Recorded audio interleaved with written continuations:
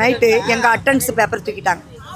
அது தூக்கினோடனே தான் எங்களுக்கு என்ன செய்யுதுன்னு தெரியாது. இங்கே வந்து உக்காந்து இப்போ வந்து கொரோனா காலத்தில் ஆள் நீ கூப்பிட்டுருந்தானா நாங்கள் சந்தோஷப்பட்டிருப்போம். எங்கள் கூட 10 பேர் வந்து கை போடுறாங்க சரின்னு சந்தோஷப்பட்டிருப்போம். அப்போ முட்டாளாக இருந்து அந்த இதில் நாங்கள் சேர்ந்துருப்போம். ராமிக்க காண்டரில் சேர்ந்துருப்போம் முட்டாளாக இருந்து. ஆனால் இப்போ நாங்கள் சுதாரிச்சுக்கணும். இப்போ அது சொல்கிறத பட்டு அவங்க திட்டத்தை சொல்கிறாங்க. அந்த திட்டத்தை கூட அது நிறைய பொய் திட்டம், உண்மையான திட்டம் இல்லை. இது நடக்கும், இதில் வந்து சேர்மை இருக்குது, உங்களுக்கு உயிருக்கு உயிரே போயிட்டோன்னு 5 லட்சம் எதுக்கு? ஒரு கை போனால் 1 லட்சம், உயிரை போட்டோன்னு 5 லட்சம் எவன் வாங்குவான் சொல்லு? சரிப்பா, நான் கேட்குறேன், தப்பாக நினைக்காத.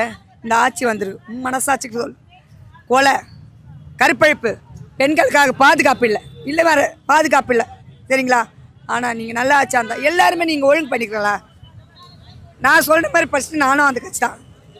இவங்க அதட்டினாங்க, நான் ஆகத்தை தர பேசினேன், சரிங்களா? ஏன் நீங்கள் உங்கள் கையில் அந்த அரசாங்கம் தான் உங்கள் கிட்டே இருக்குதுல்ல? எதிர்கட்சி கேட்க சொல்ல உங்களுக்கு நீங்கள் பதிலுக்கு சொல்கிறீங்களே. இப்போ நாங்கள் உங்கள் பிள்ளைங்க மாதிரி நாங்கள் கேட்குறோம், அது பதில் சொல்லுங்கள். கான்ட்ராக்டே எங்களை என்ன சொன்னீங்க? 10 வருஷம் வேலை செஞ்சு 5 வருஷம் வேலை செஞ்சு பணியை நிரந்தரப்படுத்துகிறோம். நான் வந்து உங்களுக்கு செஞ்சு சொல்லிட்டு சீட்டு குலுக்கி போட்டார். அண்ணா நகரில் சீட்டு குலுக்கி போட்டு எடுத்தார். அதில் வந்து உங்கள் ஐயா ஒரு நம்ம தொழிலாக ஒருத்தர் ஐது பண்ணுறாங்க. எல்லா கான்ட்ராக்ட் 13 ஜோனை கான்ட்ராக்ட் விட்டாங்க.